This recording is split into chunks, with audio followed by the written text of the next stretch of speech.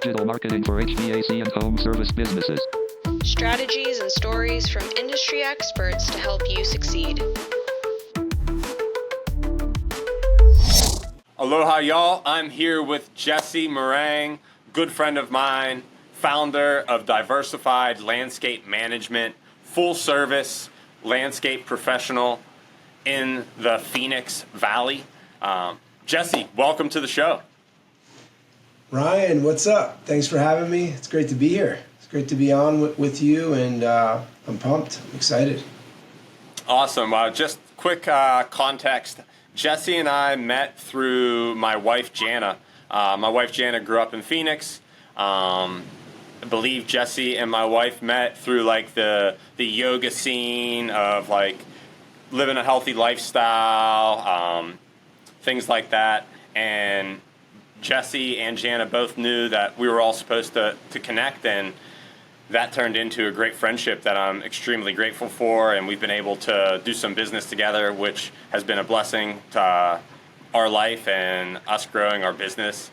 And I first want to start off giving you a chance to let people know about how you ended up starting Diversified Landscape Management back in 2008, what that journey was like, possibly even leading up to starting that business, because I know a lot of our listeners are maybe employees in the home service space or in one of the trades, and they love hearing about that turning point for people.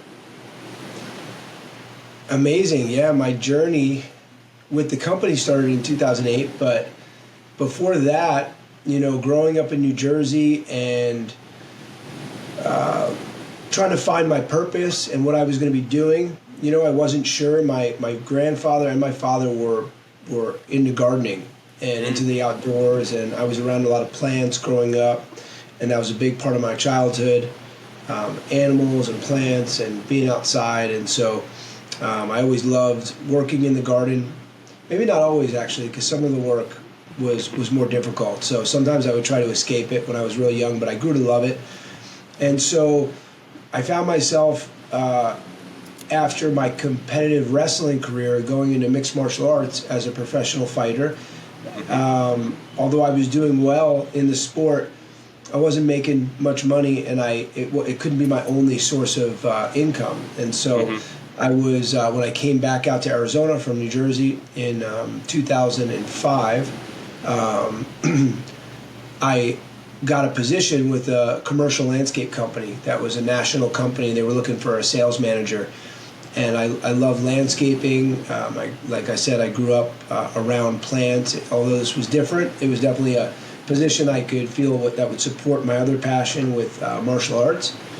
And so I began in that field. I did really well and sold and managed and learned a lot about the desert landscape and the differences between the plant life out here in the desert where I'm at in Phoenix.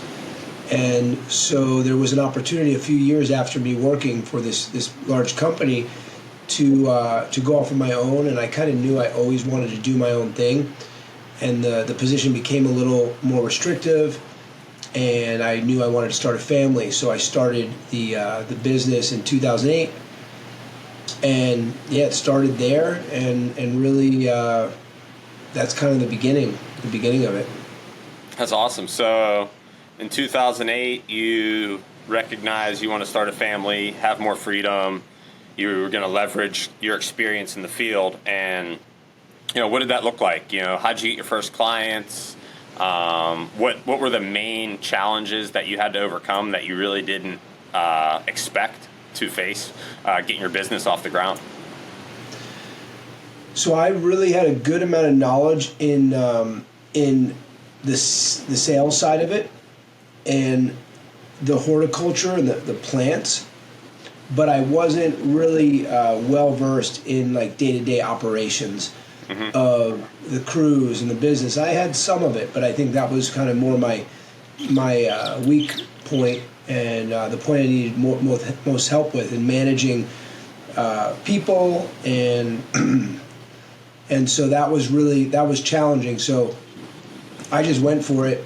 We had I left the business. I marketed and had a good network of people that trusted me, and that trusted in me. So I went out and started marketing my own business, really face to face. It was really all face to face and word of mouth, and going into offices and going into management companies. And it was strictly at that point focused on the commercial landscape industry, which really encompasses associations out here in Arizona. Unlike other parts of the country, at least I hadn't really seen as much of this back in New Jersey, but there's so many homeowners associations. Like a large majority of the homes are in these homeowners associations, so they have the common area parks, they have common area landscape maintenance. So I knew the industry of the management companies and who those companies were, and so I started targeting them and got my first few clients. And I joke around about it now because we chose the name Diversified, and we were anything but diversified. We were the opposite of diversified. We had all of our accounts, I think in the first year, was with one manager or one management company. Yeah. And so we weren't diversified at the time. And yeah, that's kind of how that's how it started. Wow. I thought you were maybe one of the thought leaders on, bringing healthy practices to the industry, but it sounds like maybe that came down the road. So, I love hearing the story about how you got started, and then how did you work in becoming diversified after you realized you weren't diversified in the beginning? It was definitely a journey. One of my biggest challenges was trying to find alignment in the business, because although I love plants and nature and people, there was a lot of the business that didn't feel fully aligned.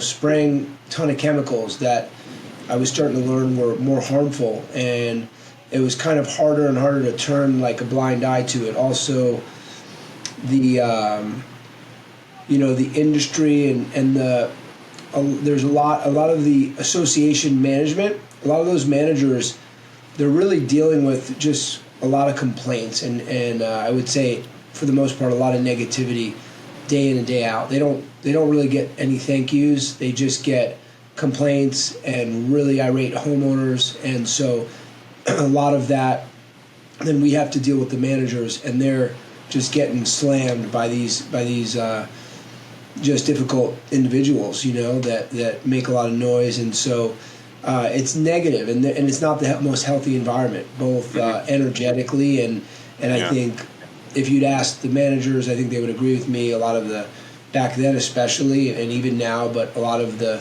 ways to relieve stress, involve food and not healthy food and not healthy things. So that was always a problem for me. And I would find I've always been passionate about health and wellness. So, and it was really focused on the performance in the martial arts arena. But that's how I was like feeding my purpose through the fighting. But when that ended, I had a real dilemma. It was at that point where I was just questioning why I had the business and what would make me happy, and how could I, find the passion in it. And at first, the first thought, or one of the first thoughts was, and maybe this business isn't for me, commercial landscaping, just kind of being negative back. It's just about, they just, fire you at the drop of a hat, and just kind of feeding that negative loop, like there's nothing in it. This isn't what I'm passionate about. I just love plants. I love horticulture. I love growing food.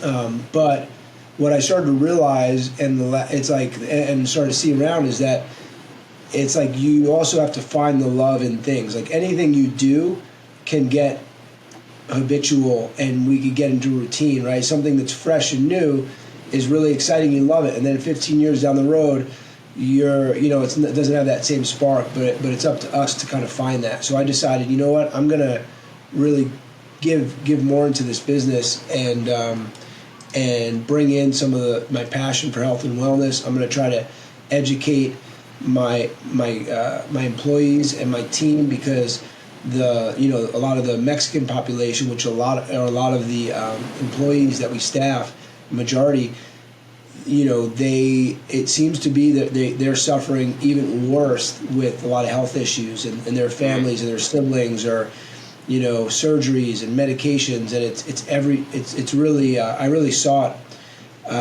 and like, how can I help them with not only providing info that I learn with health, but maybe with financial strategies, because they're not earning the highest wages, so maybe there's a way to help with that. So I started to think, and I'm still integrating these things more and more today.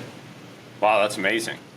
So figuring out how to bring more purpose to your work became even more present once you retired from your fighting career, and that turned into, I think a lot of probably your clients and your employees getting to experience how kind and caring you are, and bringing that love for things like you mentioned into the way you conduct business with your employees and your customers. So that's amazing. When did you, or how did you transition or pivot into bringing in more of the residential work? I know you mentioned that you're a full-service professional landscape company. So how did you get your first customers in the residential space? It really started by referral, because, people started to hear that we stopped using glyphosate, Roundup, which contains glyphosate, and any glyphosate-containing products, and we were trying to do things a little differently. And, it was kind of apparent that, and still that I'm having to push the education. A lot of people, landscaping is the largest cost in an association. It's the top line item, typically, of any other expense. Wow. There's the most labor. So it's the most looked at. If the community wants to save money, they're looking at the landscaping right away, or if they're unhappy with something, or if the boards change over, they're going to go right to that top line, service. And so it was, it was difficult to really sell them on the idea of not using chemical completely. Like, not many people seem to care, or it was a tougher challenge. Whereas some of the individuals, the homeowners in certain areas with certain discretionary income that really valued landscaping. The first one was just a referral, and it was a large estate nearby our yard and office, and so we took that on, and we did a lot of projects of improvements, of installing hardscape, softscape, and it is a slightly different type of business, because a lot of homeowners, especially if it's a large estate, they're almost expecting more like a gardener, and somebody really detailed. So it's slightly different. And so there's a lot of learning to do in that. So that was, it was actually a friend, and became a closer friend. And we had, that was our first residential account, really large property in Paradise Valley. Awesome. And then you said he became a good friend. I feel like most of the time that's probably the case. If they're coming to you because they see that you care about things that they care about, I mean, your values are aligned, that usually is a good foundation for a healthy friendship or relationship. And sounds like, I know in my work that always makes it more purposeful for me whenever I feel my values are aligned with the people I'm working with. A lot of people I work with are in the home service space, and they tend to be family-owned, operated. They have other family members working in the company, and that always makes it just a lot of fun for me. So, I mean, if you're taking care of these people's home, they have a family, they don't want their kids or their dogs playing around in these chemicals and all that stuff. It's probably a win-win and really good energy all the way around. Absolutely. I gotta weave this in here because you have my favorite landscaping at your house. I gotta say. So Could you tell us a little bit about how you took your passion and your love for horticulture, for plants, for growing food, and what you brought to life for your family and your friends? I mean, you fed me fruit off your mulberry tree just a couple weeks ago, and you've shared, I think, apples with me, and let the viewers know a little bit about that. I think it could provide some inspiration to people to grow their own food. 100%. So I love edibles, edible gardening. And one thing that I really found super interesting when I moved out here was that Phoenix, although we're in a desert, because of the amount of sun and the variance in the temperature, it allows for one of the most diverse growing areas of food in the world. There's only a few other zones, I believe, like that. And of course, this isn't natural. You got to irrigate and amend the soil. So I started to learn this, and I'm like, wow, how great would it be to grow my own food? And so I began that. I did it growing up, and it was always something I thought I would get into. And so, I started, we microclimate the property. So if you have different trees or, your house, and there's different parts of your property that get different amounts of sun exposure, and it creates a different zone. Excuse me. So it creates a different zone that allows for the ideal area for different types of fruit and plants to grow. So once I mapped out the property, it's not a big property. You've seen the property. Mm-hmm. It's I don't know if it's 10,000 feet. Not even maybe a quarter acre, not even. And so we have some big pine trees, and that's how I selected the property, was some of the big trees that provided the shade. And so we have. I could go through my list of plants, but they're all really blossoming right now. I feed them quite a bit, and so we have 3 peach trees in the backyard. I have a fig in the backyard, and they're all just 3 years old, and they're really starting to really produce. I have just planted 8 cherries, tropical cherry trees, and I have 4 along my driveway that are now producing. The ones in the backyard are new. I got a mulberry in the back, a Shangri-La mulberry, so it's a really tasty mulberry, really good. Yeah, so, I got to experience that one just recently, and nice. Yeah, that it's fruiting early this year, so I think partly because of the food I was giving it. So that's the backyard. I also have a pomelo, which is going to take some time, and a orange as well, and a Peruvian apple cactus, so more of a desert plant. And it produces these dragon fruits, which are really good. So in my front yard, I have even more. I got an apricot. I have a plum tree. I have 3 apple trees. I got 2 mulberries and a pear, as well as some moringa. Moringa trees are really good in the desert. You don't really need to do anything to them. They don't need to be irrigated. And I might be forgetting one. I have a nectarine as well. And so, I just enjoy it so much, is watching them. And so, I brought in a lot of mulch. A lot of what produces good food is really the health of the soil.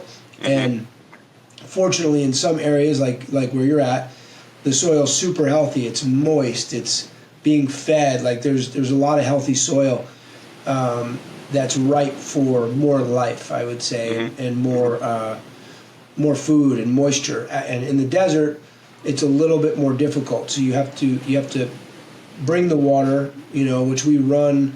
We have irrigation, of course, but we have we have our washing machine that is run out, and we use that water in the front yard as well to give our plants extra water. And so we kind of combine something. We have like this ground cover grass that's not a regular grass. It's kind of year round, and so the watering of that waters all the trees that are around it. Yeah, and that grass is pretty pleasant to walk in too. I always remember putting my feet in that grass, and it feels nice. Some grass doesn't always feel nice on my feet, but that grass you're talking about, I don't know. It seems like really nice texture. Yeah, it's a different grass. Doesn't need as much water and stays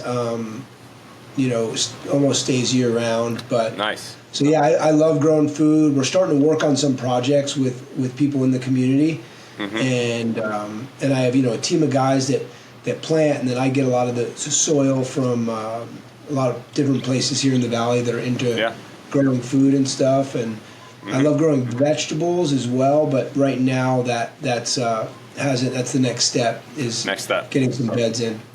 Awesome. Well, it sounds like that passion you have is probably, when you mentioned the properties residential wise that you're serving, you mentioned that first one was a nice kind of estate or luxury home, probably becoming more and more popular for people to at least be curious about it. It's probably not something that's extremely popular yet for people to do at their home, but I bet it's a talking point or something people might get curious about these days. Would you say that's the case? It is. It's getting more and more popular, I would say. And you have a wide variety of people. I mean, some people are they're just too busy. They don't want to deal with that type of stuff. But there's a lot of people that are having more interest in it, and so it is I think a growing thing that more people are wanting that. There are certain areas in the valley that get flood irrigation. Yeah. So that's really nice for mature plants, and it's a really deep soak, so you can really get some nice, large, mature trees with the flood irrigation. Yep. So I got to learn a lot about your commercial offering, how that space works. I got to learn and share with the viewers a little bit more about how your passion for growing things has evolved at your home. I'd love to touch on what it looks like for a homeowner if they want to work with you. Who can you best serve? What's the best way for them to get in touch with you, and kind of what's the process like there?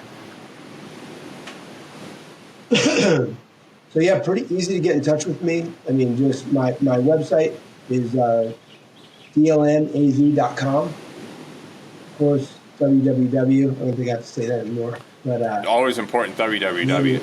My mom asks me all the time, do I need to put www?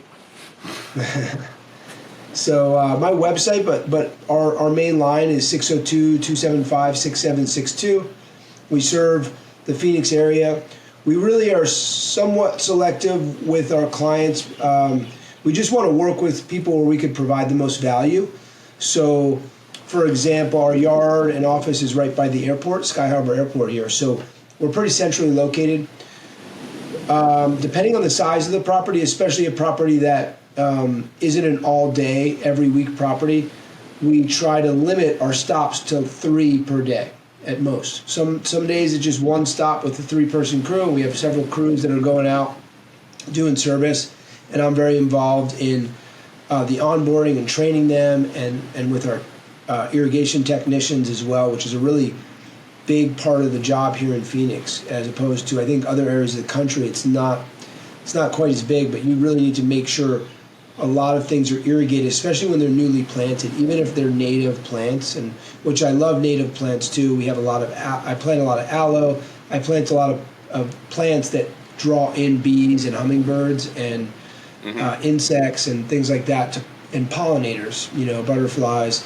And so yeah, if somebody is interested in that, I would say 5 to 10 square mile radius of Phoenix, please reach out to me.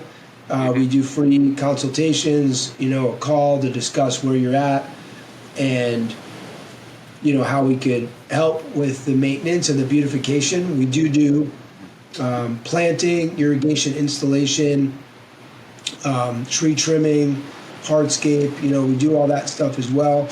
But we really focus on our maintenance customers, and typically we're working on our customers and their projects. Every now and then I take on a larger, for us it's a little bit larger of a project that we don't do the maintenance for. But yeah, they can reach out and we can see if it's a good fit. If you're somebody into not using glyphosate, you see the value in it. It's not much more expensive. We're really competitively priced. However, if somebody wants the cheapest, we're not the cheapest. We're not the most expensive either, but we really provide a good value. And I'm a straight shooter, so I just like to tell it how I see it. That's awesome. I love that. So if you're in that 10 to 15 square mile radius from the airport there, get in touch with Jesse. They'll take good care of you. Next question I wanted to have is more for the people in your industry that are looking to get started or have a breakthrough. I feel like a lot of the business owners I talk to, they have a moment or a circumstance or a job that was like a breakthrough moment or a turning point for them. Can you remember something from your early days starting the business that made you feel like you were kind of turning the bend and you really were like, oh, wow, this has potential? And just what was that marketing strategy or sales strategy that helped you realize that you were going to be able to create a livelihood for yourself through your business? There's been quite a few, and a lot of them you think you learn, but then you got to relearn them, and it happens again. And I would say a few really stick out is, of course, people are really important, and the people you select and bring on and the way you treat them as well. And so one of the things is really, and the customers, that you select. So I think taking the time, when I first started the business, I would take on any customer and, really try to undercut bids. And then I learned, that's really not, it doesn't always work out, and usually it doesn't.